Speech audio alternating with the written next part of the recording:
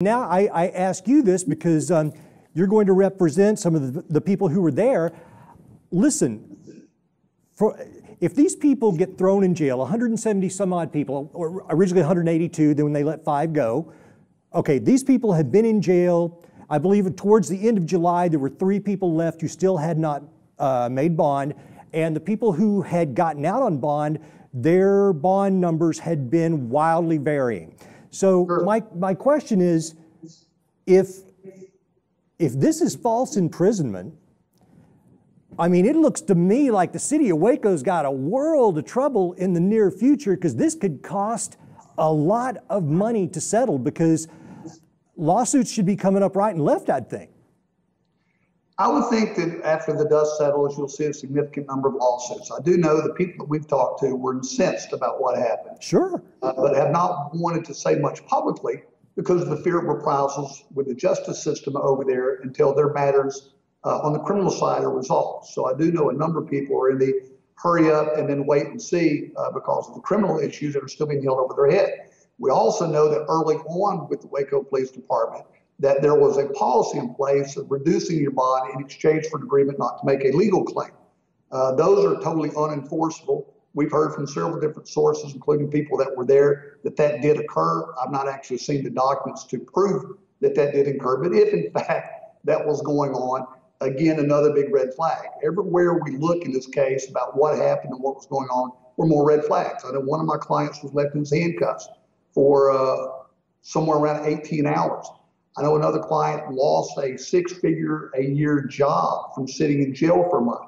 This is his income. The people that were sitting there in jail, one, not being able to go to work for months, saying that you were part of a big biker shootout in Waco, often results in you losing your job. 2 is sitting in that jail for a month causes you to lose your job. So a lot of people, even when they get out, if they had good, solid, law-abiding careers, many times those are tainted to the point where they come home unemployed.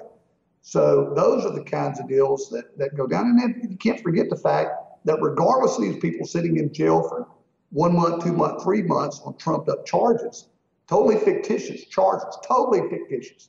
People that just pulled in the parking lot that have never had anything to do with any of these issues being charged with organized crime when they're there just to get information about what happened at a trip to Austin from some of the delegates that had gone there to follow the course of the bill through the legislative process. To charge them fraudulently and rubber stamp those is total BS. And but you still have 9 people dead, dozens with serious injuries, some may be critical. Those, what happens to all those folks? So there's a lot out there. And if in fact the police are correct and said this was going to be something that we knew was going to happen, which is why we had the law enforcement there, and we told the Twin Peaks people not to have it because of that, and they told us that they were going to do it anyway, it brings up other issues. The restaurant has a responsibility to provide a reasonably safe and secure place for people to dine. And if in fact there were a number of strong forewarnings about the problems that were coming to a head at this legislative meeting, then there are other people to look at in terms of responsibility. Understood. And I want to be clear that I certainly am not trying to pick on the Waco police. It's just this case, it seems so extraordinary. People being locked up for months on end, $1 million bails, and just the strange way the whole thing came about. It's worthy of more attention than it has drawn, and that's the reason that I wanted to bring it up.